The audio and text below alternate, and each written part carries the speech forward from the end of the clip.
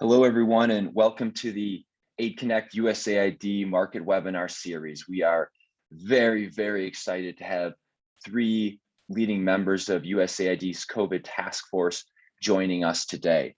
To get started, we will thank you for participating. We will be having a Q&A section. So please, if you have questions or comments that come up during the event, please message them below. In addition to that, a recording with closed captions will be shared with all RSVPs after this event. What I want to start off by sharing is the link to USAID's COVID work. And this is at usaid.gov/coronavirus that has an overview of that. We'll be sending that in the follow-up as well. So with that, I'd like to get into the introductions. First of all, we are very pleased and excited to have Shanda Steimer. She is the USAID COVID-19 Task Force Pillar Lead for Programs and Strategic Planning. Shanda is a career member of the United States Foreign Service with more than 20 years of development experience. She's worked for USAID since 2002 and is currently detailed to the USAID COVID Task Force, serving as the pillar lead. She is a health officer by background and has served around the world with USAID in Mali and Nepal and Pakistan and Uganda, as well as in DC, managing a diverse range of USAID portfolios. Before joining the task force, she was the director for the Center for Nutrition in the Bureau for Resilience and Food Security. Also joining is her colleague, Stephanie Fugate, the program operations lead for the COVID-19 task force. Stephanie is on detail from her role as the division chief for professional development and training. With more than 15 years in international development in both the public and private sector, she has served as a branch chief supervisory contracting officer with USAID Special Initiatives and Development Partners Division and a contracting officer with USAID's Bureau of Democracy, Conflict, and Humanitarian Assistance. She has also held the role of USAID's first coordinator for the Acquisition and Assistance Innovation Lab and remains a USAID agency innovation advocate to this day. Previously, she held contracting and program officer roles with the U.S. Department of Treasury's Office of Technical Assistance, Revenue Administration, and Policy Team, which sits within the Treasury's International Affairs Bureau, where she was assigned to the African and Caribbean regions. And previous to that, she worked at Chemonics International, a large USAID implementing partner, where she was a business development manager for the Africa region. And thirdly, we have Chuck Pope, also on the COVID-19 task force and former ANA strategy lead for the task force. He is also the senior regional advisor for the Middle East at USAID. Chuck is, previous to that, he served as the chief of operations in the Global Health Bureau, providing senior leadership to the COVID-19 response and current and future supply chain programming. Previous to that, he served the same bureau as the Deputy Assistant Administrator, leading policy, programs, planning, innovation, and systems development. He started his career overseas in Russia as a Peace Corps volunteer, attached in the Moscow region, working on NGO development. And after that, he worked for IREX in Central Asia on the State Department's Internet Access and Training Program. They would later promote Chuck to the regional director of the Caucasus, overseeing all programs for the region. Chuck joined USAID's Foreign Service in 2007 and has served in Russia, Afghanistan, Tanzania, and India. Prior to that, he grew up on his family farm in Kansas and was an accomplished athlete, winning collegiate national championships as both a player and coach, and garnering All-American accolades at the junior college level before going on to start at Baylor University on their football team. With that, welcome to everyone. So what we wanted to talk through today was the USAID's COVID-19 task force, the importance of what your team's doing, how your role fits into the overall U.S. government approach, and as well as getting into your specific roles. So I will turn it over, I think, to Stephanie, if you want to get started, just sharing the overall work that your team's doing, and then we can get into the individual roles of of each one on the team. We will have the Q&A session at the end, so please just post any questions that come up in the meantime. So Stephanie, if you don't mind, I'll turn it over to you for the next part. Okay, thanks, Mike, and thanks for joining us today. This is always good to meet with our colleagues in international development and partners that just hear from you and just to have a good conversation with you about different topics. So thanks, Mike, for doing this. Thanks, Chuck, for having these chats. Really appreciate it. So the COVID task force overall is basically a team of staff within USAID who are working either on detail from different parts of our agency that really bring a lot of expertise, whether it's in the health area, the management area, the budget areas, acquisition and assistance areas, strategic areas. We all come together as one task force. And with that, there's about 4 different pillars. And there's a pillar I know that Shanda is a part of, which is program strategy, and she'll talk a little bit about that.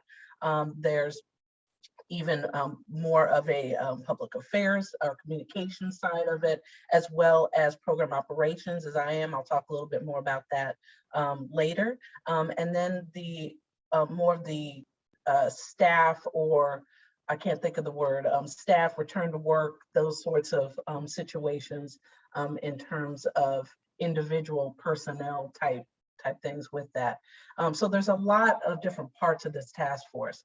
And so what we do try to do is work within what we have already at the agency, not creating something new, but working with the systems and processes we have in place, and then either enhancing them or trying to work within that with our teammates and colleagues around the agency on these very important COVID issues, whether it's about vaccination, whether it's about return to work, like I said, whether it's about secondary impacts, working with our missions, et cetera. There's a lot of different things with that.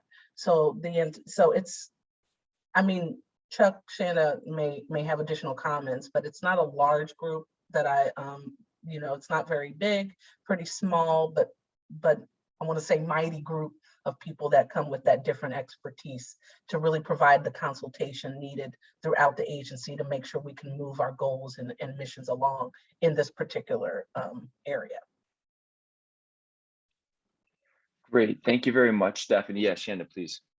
Oh yeah, and just to add on, thanks, Stephanie. That was a great overview, and I think just to put USAID task force in general into context for those of you who might be new to USAID, it's an internal platform that is usually activated by the administrator, and we can have many task force happening at the same time, which we do now, one for the Northern Triangle and for the COVID task force. And it's how we as an agency respond to a crisis or an emerging crisis, because we are a big agency and there's lots of different bureaus that all need to be coordinated, and then we have to coordinate with other agencies. And so it's the best platform in order to bring everybody together to try to coordinate what that voice is. And there actually was a COVID task force that was set up at the beginning of the pandemic to manage, at that time. And that was in place for most of 2020.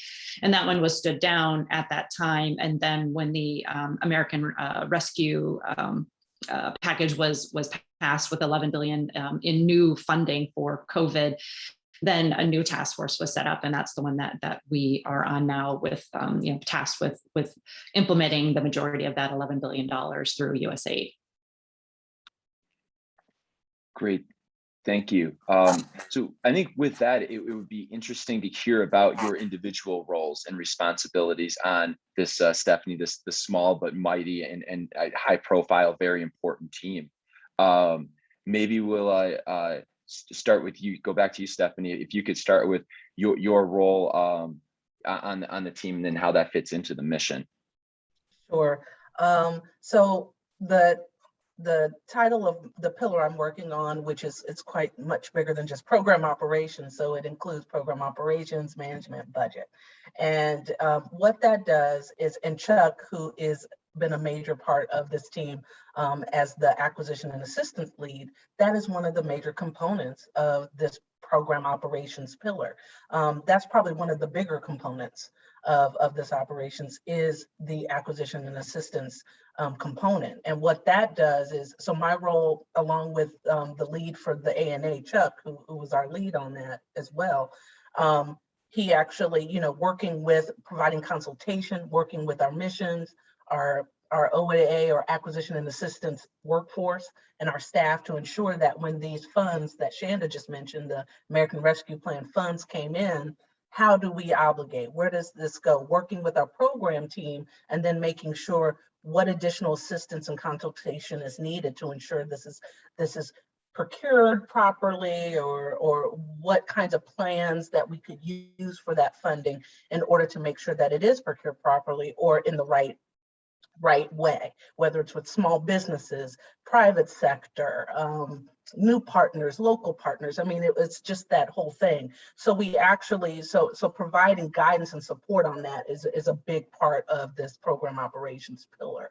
On top of that, has been some additional consultations on some logistics, just providing logistics consultation, not actually doing, but we have a senior logistics advisor on our team that helps to provide some input as needed. And this, these people don't just come from just USAID. We ask for input from others out in other agencies who do work with us. So it's good to have that perspective, you know what I mean? Different diverse perspectives coming in, not just aid. We don't know it all. So, it's good to get the perspective from, other agencies who do this work. We're not the only ones that do this. And then we also deal a lot with, probably one of our other bigger ones is audit and documentation. So working with again, kind of goes back to the acquisition and assistance, making sure we're documenting properly what's going on with that, but making sure we're responding well to our Inspector General colleagues, GAO colleagues, making sure we're answering questions so that when reports are put out there publicly, we are responding to those recommendations, that we're doing that. So that's always very important part of what we do as well. So probably the ANA, acquisition and assistance audit's a big one. And then our last one, but still important, budget. While we do have a budget office, there's our budget resource management office, our CFO office. That's not what we're taking the place of, but having a liaison, someone on our team who knows that, a budget officer, budget team that understands that process, can work with them, knows the language, and is able to kind of make sure that we're obligating funds as quickly as possible, working with our teams, making sure the information's out in a way that even our team understands it better, because we're not in the budget office every day. So it's important to have that sort of perspective. So I think this pillar has a lot of pieces to it, but they all kind of come together as sort of this, we're all kind of working under the same goal here. And so with that, there's always a lot going on in our pillar, but that's really the role I have, is really to make sure we can manage that, make sure I'm getting the information to our executive director and to our chief operating officer for the task force, and making sure that that information is also communicated out internally to our staff in case there's questions. Great. Thank you, Stephanie. And obviously with USAID, you have the challenge of your staff's not just in DC or the US, but globally. So that's quite the task. Shanda, as the pillar lead, could you share, what your role is on this very important, as you mentioned, kind of the second phase of this evolving pandemic, eventually at some point moving to an endemic scenario for your work? Right. So I'm the lead for as he said, the program and planning, strategic planning pillar. And so when the American Rescue Plan was passed, it was for $11 billion, of which the majority of that was slotted directly to USAID. And as Stephanie said, it was, the whole purpose of the task force is to help the agency come around a coherent strategy related to how they're going to manage and program those funds. And so and it's both the programmatic side of it and the strategy side of it, and determining, what's the best way in which we can do that. And then there's the operations side, which Stephanie just talked about. which supports kind of that aspect of it. And so, my pillar specifically, we look at, kind of the oversight and coordination of the decisions that are related to the strategic development and program policy and processes as they relate to our response to the pandemic and the use of these funds. It also includes monitoring and evaluation, reporting, and coordination across the other U.S. government agencies who are also tasked with implementing the ARP funds and are working, such as the CDC, Health and Human Services, our State Department colleagues, and then of course, coordinating all of that with the White House as well. And so we work, so again, going back to kind of, we're not, our purpose is not to implement. We just help coordinate across USAID because we have a lot of bureaus who are involved in this.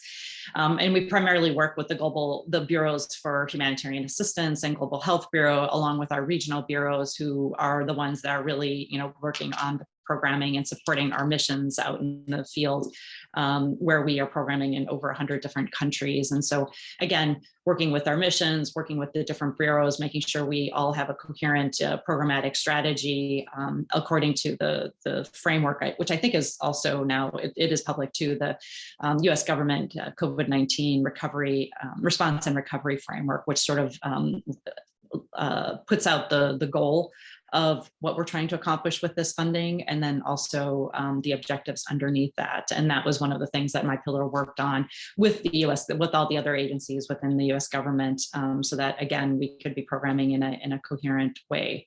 And I could talk a little bit more about that later. Thank you. That would be great, Shanda. And I just shared with everyone the link to that framework. All right, Chuck, could you go next and kind of talk through, what, and I know you're the former ANA lead, so maybe what that role was and then what your role is now on the task force. Awesome. Happy to. Great talking with everybody again. Stephanie and I love talking to implementing partners, and so we relish the opportunity to do that. And thanks, Mike, for setting this up. It was mentioned, I think everybody knows, there was a previous task force last year, and I was actually on that one as well. And as Stephanie indicated, where the rubber hits the road is acquisition and assistance. What I like to say about the previous task force as opposed to the current task force is the previous task force, again, was just getting our arms wrapped around the pandemic. Programmatically, I would say last year we were in the ventilators business, and trying to blunt the pandemic. This year, many of you probably know we are in the vaccines business. 500 million vaccines, and very proud to be part of the efforts to vaccinate the world. So all of you implementing partners, and we can't do our work without you all. So thank you who helped on the previous task force. Thank you. And those of you that are helping with any of our implementation, right now, thank you. So yeah, as Stephanie indicated and Shanda indicated, the task force is an advisory body. So Stephanie talked a little bit about us providing consultations, to help contracting officers and program offices and technical offices move these funds. I wish that my good friend and colleague and my successor, who is the new ANA strategy lead, Jonathan Chappell, who is also the senior regional advisor for the Africa Bureau, I wish he could join us, but he had to work on his day job today and had some Africa Bureau calls. So anyways, one of the things I love about the pillar that Stephanie leads, we're a pillar of friends, we're a pillar of committed professionals that know that this is important, and we're all very implementing partner friendly. We spend a lot of time talking about utilizing, working with new and underutilized partners, private sector engagement, and hopefully there will be more information about that in the coming months, because also I think many of you know our administrator herself is committed to new and underutilized partners and private sector engagement. So we'll look forward to continuing conversations at the agency on how we can bring those groups into the fold. And with that, I will pause. Great. And Chuck, as the senior regional advisor for the Middle East, you get a sight into the programming. As we know, COVID is not a siloed issue. This isn't, you're all just doing the COVID task force. This obviously, I mean, not just touches every USAID project, touches every aspect of every person's life right now in the world. How have you seen so far that affecting just the implementation of a non-health global health project, in at least in your portfolio? Yeah, this could be a session just by itself, the effects of COVID. And I like to describe, what we're considering with COVID in short-term, medium-term, and long-term, effects. Clearly the short-term, making sure that everybody is safe. There had been a lot of conversations over the summer about the return to work. You don't hear a lot about that right now because of the Delta variant. I mean, it's clear that that this is not going to be just a short-term endeavor. So the missions in the Middle East are, again, it's very, the missions vary by how they've approached the pandemic based upon what the numbers have looked like as far as being present at the mission. So that's all over the map, and that's happening all over the world. One of the things I like to say is, the school kids in Africa essentially missed a year of schooling. I mean, so that they're going to be, there are conversations that we have about some of the stability issues that the pandemic has brought on. So, again, I remember telling colleagues over a year ago that this was not just going to be some short-term issue. And so since we're speaking with implementing partners, I think that you have to factor the pandemic in almost anything you're doing, be it personnel, staffing your offices, what you can do with monitoring and evaluation. And then again, as we deal, let's go with the assumption that we are going to lick this pandemic, which is what we're all working on. But then there are going to be the lasting effects of food insecurity, societal insecurity, education insecurity. So yeah, COVID is might as well be a bullet point on any senior staff meeting at the agency. Over. So I want to go to Shanda or Stephanie next to kind of talk about, given that at this point, again, knowing it is an evolving situation, what are those outcome goals that the COVID task force is working towards? What are, is it, and maybe the short term or medium term, long term might be too soon to even fully define that, but what are the goals? What are you looking forward to the outcomes that you'd like from your team's work across the agency? Sure, I can start, and then Stephanie, please jump in. Yeah, I think hopefully most of you have seen and are read the U.S. government's COVID response and recovery framework, because I think that really does sort of show the way in which we are looking at the pandemic. And as Chuck said, we know that while it is an epidemic and there's a lot of health response that is needed, including vaccinations, it is affecting every sector, and it will be with us for a very long time. The after effects of this. So the goal of course, our framework is to end the pandemic, and in the meantime, disrupt or help mitigate the disruptions that the pandemic is causing in other sectors, and in addition to the health sector, the regular health sector work that we do.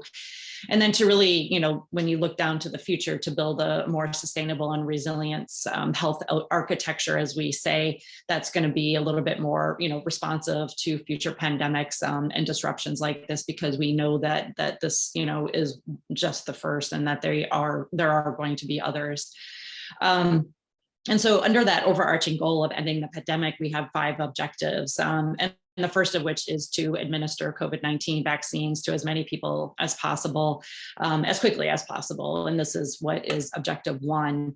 And vaccines are really how we save lives in the long term. And it's how we're going to really emerge from this pandemic, as we know, because we are experiencing it here in the States ourselves.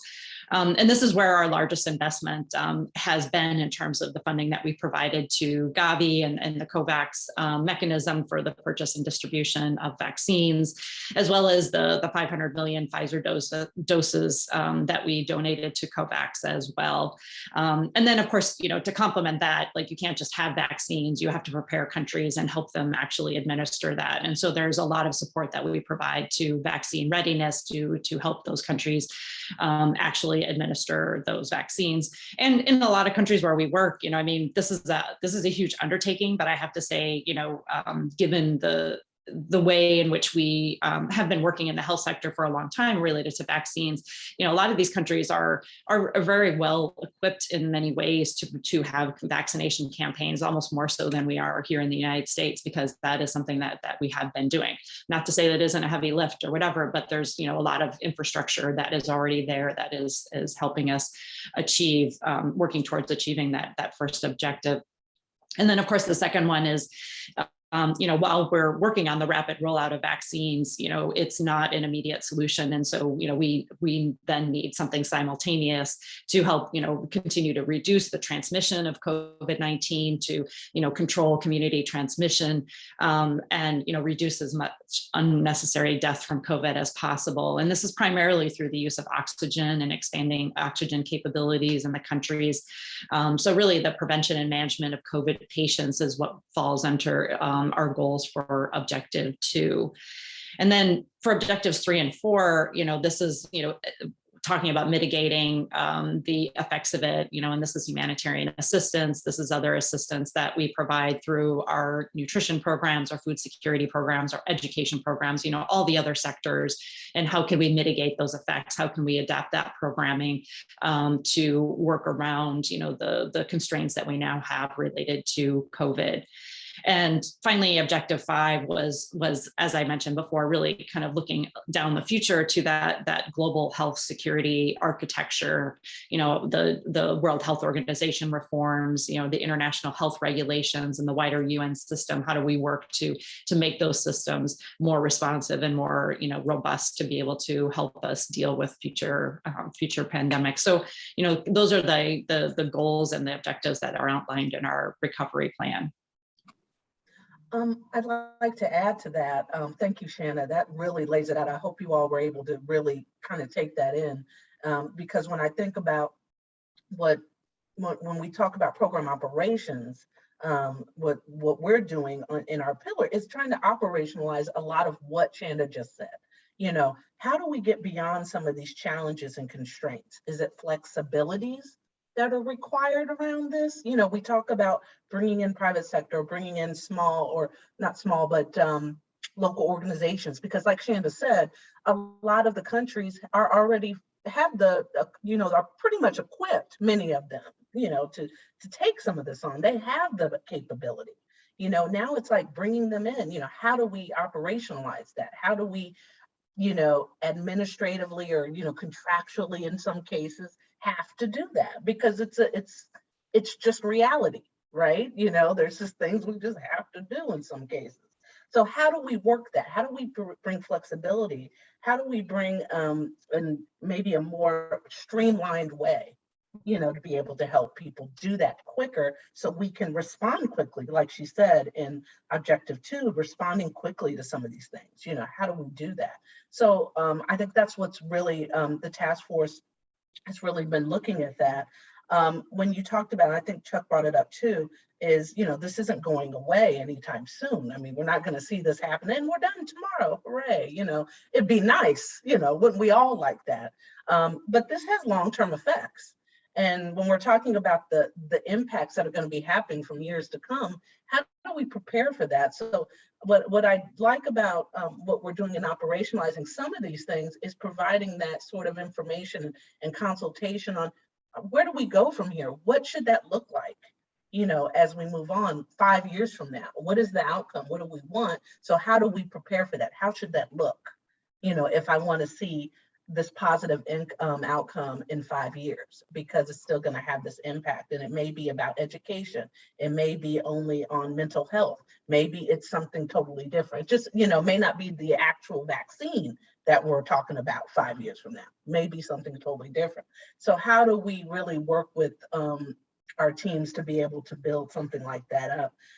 But I also wanted to add too, when we're talking about just the overall objectives too, is just overall task forces, if I can say that right, task forces in general. I mean, what we're looking at a lot too in the task force is, how is this being set up? Let's look at what we did last year. Let's look at what we did this year. And how do we, how should we respond to these emergencies? Is there anything that we should do differently? There's other task forces, like Shanda said, there's Northern Triangle, there's different things going on. I mean, there's always things happening. It's, not, and this just isn't the only one.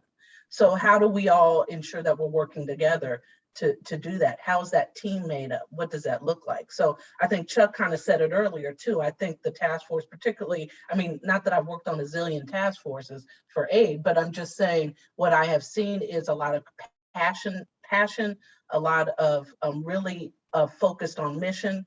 And when you have people even detailing from different offices or different agencies, there's this focus. And I think it's really, shown in how we're trying to look at all these different aspects of it so we can have better task forces even in the future. So we're even looking at that too, beyond this, because this won't be the only thing. We're going to have something else, some emergency, something's going to happen. So how do we do that? How do we prepare for that even better? So. Great. Thank you for that, Stephanie. Maybe a follow-up on that. So coincidentally, this COVID pandemic is accelerated at the same time as USAID launching and accelerating the new partnerships initiative. So obviously, a lot of the work is being supported by the established longtime USAID partners, but there's a lot of new and underutilized groups, from faith-based groups to private sector to just NGO organizations around the world that hadn't been engaged directly with USAID. Very generally, what do you see as the role or value that new partners or new and underutilized partners can bring to your team? Oh, you're on mute, Stephanie. Sorry, and I said something so profound, you all missed it. No, I know. Oh no. No, and I guess when I've talked to organizations like this in the past. I've done this many times, and I enjoy talking to partners, like Chuck said, new partners, small businesses, small local organizations in any capacity, whether it's about this. I was at the Small Business Conference earlier this year, if anybody had a chance to attend that, and other panel, or conversations around partnering. But one of the things I've always said, and then I'm going to kind of put on my contracting hat with this, do reach out. I don't want anyone to be afraid to do that.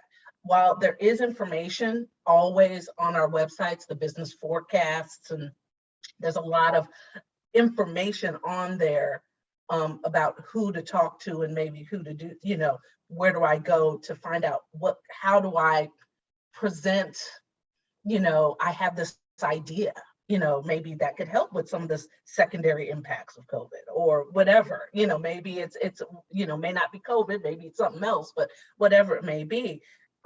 It's really important to reach out. Don't be afraid to do that. And if you are running into issues with that, there's, obviously you can reach out to the, I'm sure there's a regular business forecast site, an email. Go to your, directly to that contracting officer or the person that's listed for that.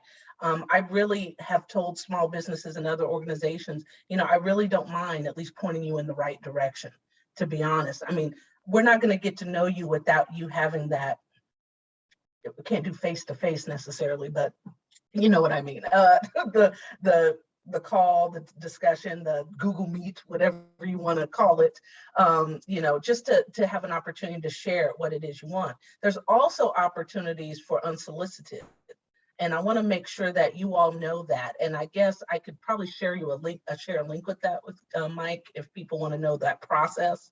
But it doesn't have to be posted somewhere for you to say, hey, look, aid, I don't know if you're doing this, or I don't know if anyone's doing this in the government, to be honest. Can you take a look at this? You can submit your idea through an unsolicited process, and say, and that there's an opportunity for us to take a look at that, read, have a conversation with you about that, and then determine, do we move forward with it? Or maybe, hey, look, ABC group, we know this agency's doing this, or we know this bureau or this mission is working on this. This is who you need to talk to, or this is what you need to submit to, because maybe there's already something out there. So I don't, so definitely do that, but do read up, read the framework, read the forecast, know what you're looking at before you just submit and say, I want to talk to you, I know how to do everything. That's not always possible. Be very clear and be succinct on what it is you want to focus on. And that will help us be able to help you better have that, back and forth. I love, and I'm going to stop because I can talk probably all day. This is great. Keep going. Mike, on these things, but I love having new partners. It's important that we cultivate the relationships. These things don't happen overnight.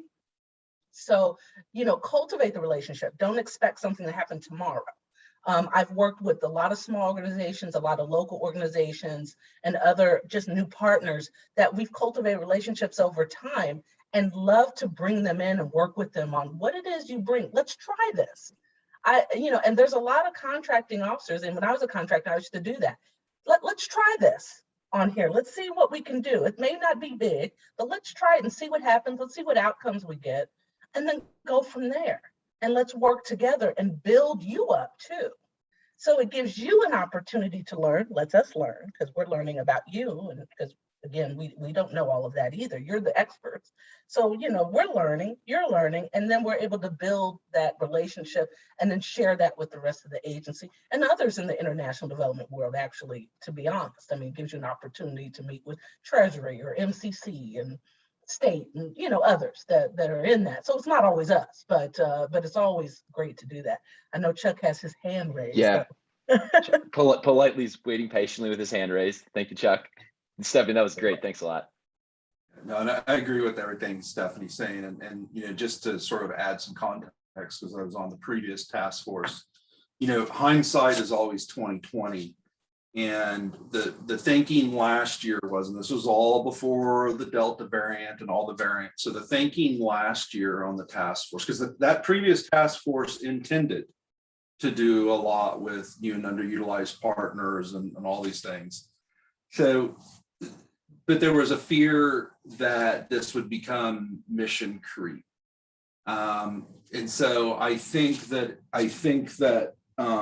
because we spent all this time getting the task force up and running last year, then running it, and then we spent all this time shutting it down and dispersing it throughout the agency. To the best of my knowledge, we are not talking about sunsetting this current task force, and I think that there is a realization at the agency that COVID is with us and is going to be with us for a long time, and we are going to need this coordinating body. I actually think that helps this discussion on new and underutilized partners, non-traditional partners, private sector engagement. And I will tell you, and you can see Stephanie's passion, we evangelize this message a lot with the agency. And so I think it is a good thing that there is, to the best of my knowledge, not a rush to shut down, to sunset this current task force, where we can start thinking strategically. And Shanda mentioned this, we're in the vaccines business. There are some countries that are going to be able to take vaccines quite easily. We could potentially need some help, with vaccine distribution down the road. Who knows, as an example. I also like to say, and again, and history has proven this right, the funds we have right now for the COVID response are not going to be the only funds. And so, again,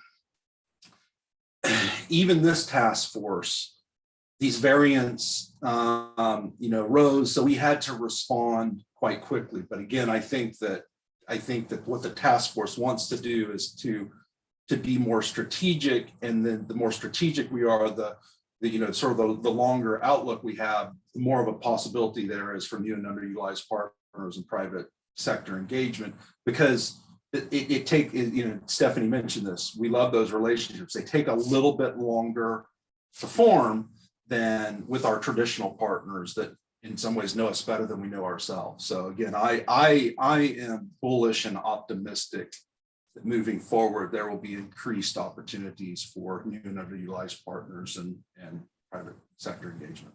Over. Great. Shanda, anything you wanted to add on any of those points? Yeah, and I think it really struck, I think, a comment that somebody put in the box, related to, like, USAID has been working and trying to, we'll get new partners in, pre-COVID. It is something that we've been trying to work on. And I think that we've, come a long way over the years. But one of the things to remember too is that, one, as the COVID task force, again, we're not implementers. The majority of the programming decisions are actually being made at missions where they should be made, because it's on the ground. It's tailored to, what the specific needs are in each of those countries. And so, getting to, understand, and get to know the USAID staff and missions and letting them know what you do, that's really where a lot of the programming decisions are made. And we do use local programming and sometimes, or local partners. And sometimes it's, we talk about small, US businesses, but also there are local partners in the countries in which we work that we rely on quite a bit. And oftentimes you find them in consortiums. I mean, one of the things is that USAID rarely at this point, and I don't say that completely, but it's rare that there is one partner that can actually, do everything.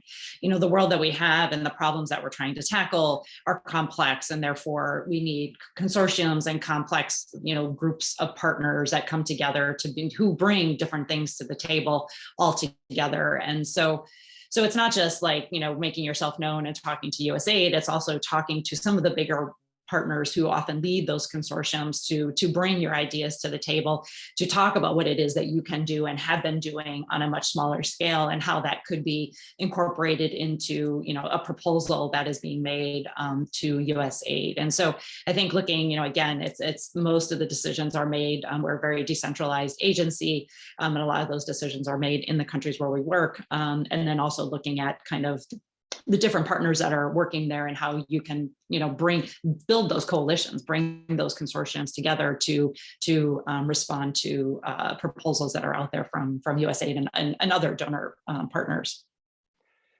That's great. And even going off Stephanie's previous point, well, when we talk to new partners, let them know also, yes, bring your ideas to USAID, bring your innovations, but understand USAID first. So don't just ignore the framework, ignore everything. Hey, here's a great idea in a country USAID might not even operate in. Understand what USAID's doing, read the strategy, read the framework document we put out there, understand other projects and how your innovation, how your ideas can best fit in. And I think that's a great point, Shanda. Also understanding USAID is USAID, but there's also this whole USAID implementing partner community that may be just as important to build those relationships with as well. So a couple of just updates. So I posted in there the new partnerships initiative page. You can go on there. I know they have a mailing list you can subscribe to.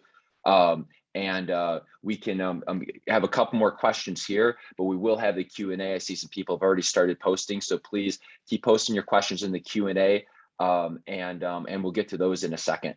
But I think as we kind of wrap up this piece of the discussion, I know we've touched on this already, but I'd like to kind of really, solidify the discussion on those accomplishments that the COVID task force has achieved already. I know a lot of it's related to the vaccines, but I think it's just always important when we're in a crisis like this to not be overwhelmed by all the challenges, but to take some time to acknowledge and celebrate the victories and the achievements along the way. So I don't know if either you'd want to talk about some of those accomplishments that the task force already has achieved. I can go ahead and start. When we talk about accomplishments, I also think about it's sometimes it seems little to many people, it's like, well, that's really a small thing, but really maybe not in the bigger scheme of things. So there's a couple of items I think that I'm proud, or at least glad, that it's moved forward on, and that we've been able to at least get through or accomplish. But other than like the big one, like you said, vaccines and some of those that are fairly large, and you can really see the impact. A lot of things on the back end. So when I'm going to talk from the program operational side of it, which is more of the I want to say background. We support Chanda, we support that team, we support others, so that, we support contracting officers. So a lot of times people don't see that, and don't really see what it is they're doing.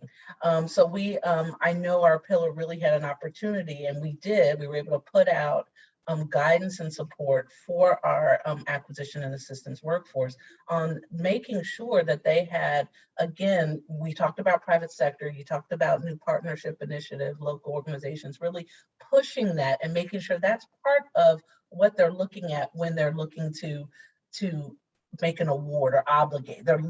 This is the first thing you look at. So we provided steps on what the acquisition workforce should look at when they receive either the American Rescue Plan funds, or even really any funds, to be honest, looking at this, and then actually taking that and incorporating some of the emergency EPP, or emergency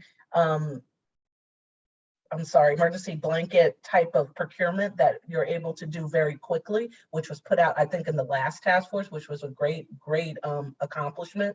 But we've been able to also take that and make sure that people are using that, and then making sure people understand the flexibilities and shock responsive programming that is now really available for our staff. So we've been really pushing that. I'm really happy to say that people are really looking at that and using it, not just for COVID, but for really any emergency, or not even non-emergency, just things that need to be that flexibility, and making sure that when this flexibility, even with health, is triggered, by the WHO and others, that we're able to move fast, that we're able to move quickly, and that policy and those are out there. So staff have that ability to move very quickly and have the authority to do so. Not just, well, I'm not sure, I'm not, do I have the authority to do that? Sometimes these back end sort of ADS procedures and things like that you may see online really take that sort of village within the task force, and working with our policy teams in OAA, and working with other teams throughout global health and BHA, even our budget resource team, to ensure that these things are there and available, and they wouldn't move very fast without it. So I again, doesn't sound like a big, huge thing to many, but I think for us, that is an accomplishment, because we're able to jump on and do the work that needs to be done in a very quick way. Great. And let's, Chuck or Shan, if you had anything to add, and then we can go to start getting into some of the questions. No, I mean, I think I had, going to just the programming side of things. I mean, first of all, USAID, we talk about the ARP funds, American Rescue Plan funds, because those were the ones that our specific task force was sort of stood up to be able to get out the door.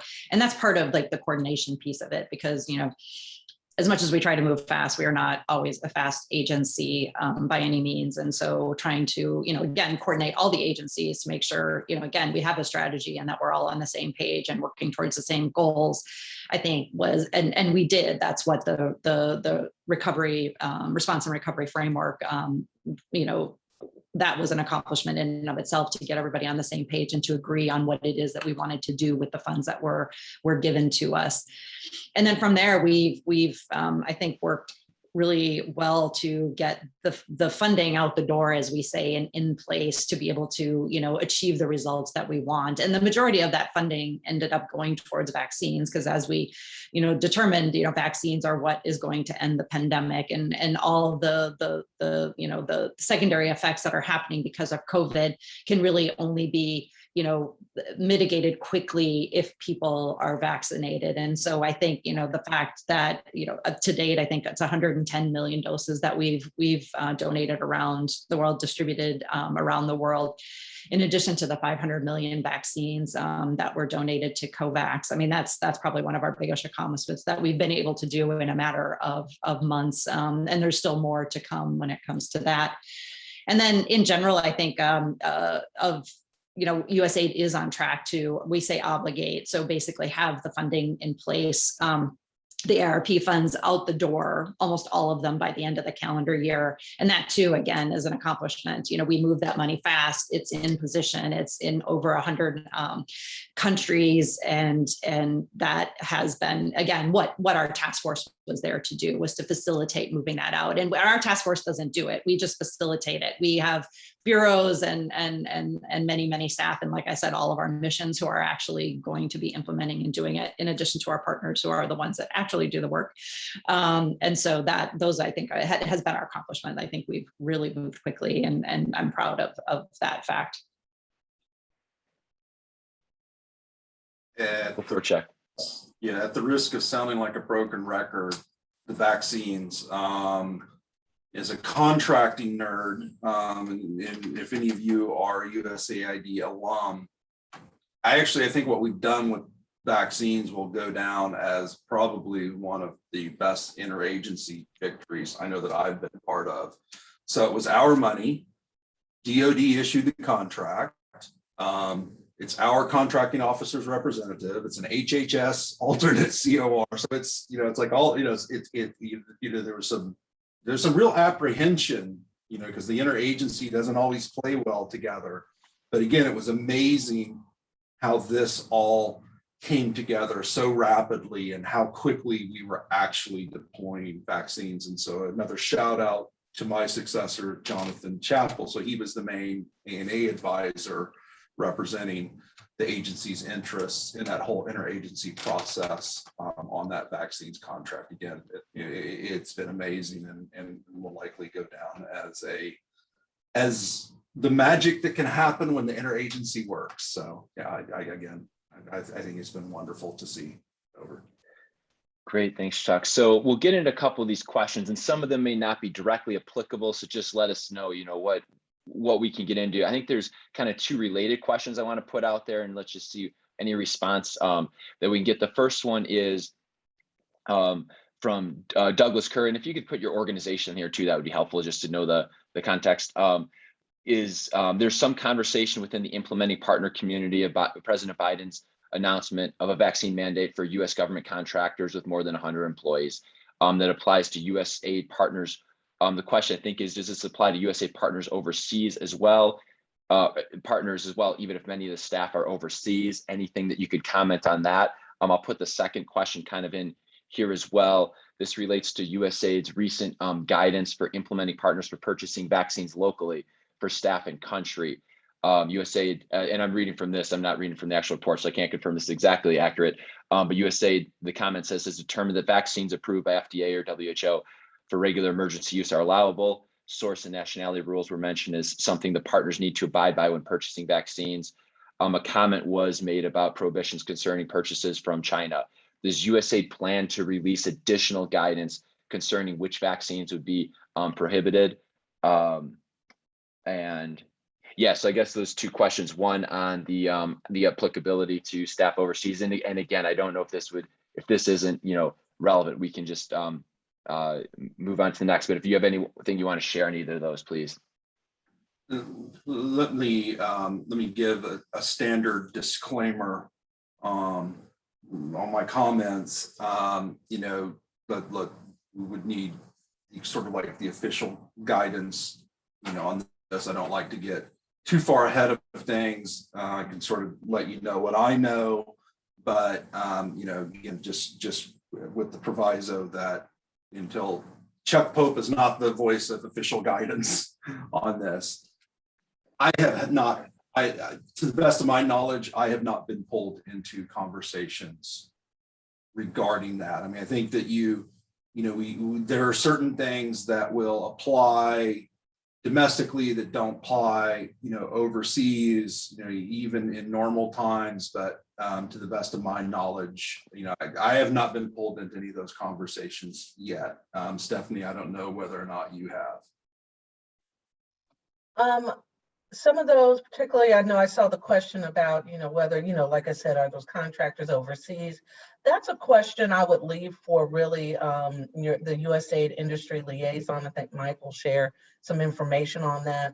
I'm sure, I'm very sure and know that the OAA team, our senior procurement executive, Mark Walter, is having conversations with staff and just kind of going through this with even the task force and the return to work and just vaccines and that pillar, as well about that. So they're working on it. My recommendation is to the USA Industry Liaison does share information either on that and other things. I would make sure to sign up if you have not or register to receive emails. So that's the kind of information you would be able to get or at least ask. You can at least have a contact and a name. Our USAID industry liaison is Matthew Johnson, or we call Matt Johnson, if you haven't already been in touch with him or seen emails from him previously. But that would be a good spot or good start, and there may be some information from there. Great, thanks, Stephanie. I think that's just really helpful just to understand for these questions, who to direct them. Yeah, Chuck. Yeah, and again, AID, something we're very proud of from the beginning of the pandemic. Our transparency, our sharing information when we can has been somewhat of a gold standard in the U.S. government. Very proud of that, and kudos to Matt and his team for making that happen. Because as Stephanie indicated, we do have ways to handle this, and I would encourage you all, happy to talk about, and I'm going to get to the vaccines here in a sec, but I would encourage you all to also contact the industry liaison. Regarding our guidance on vaccines, and this was hours and hours of conversation. Our guidance, in my opinion, represents what you can do. It's because this was coming up for some of the nuances, some of that, especially source and nationality. That generally it's good to go to your cognizant CO about that. I would also encourage, going to the industry liaison. Our guidance has been more about what you can do, but I'll just say this, but you can also appreciate the sensitivities that would go around US government funding being used to procure Chinese vaccines. And that's all I'll say about that. But the guidance is about what you can do. Great. Over. Thank you.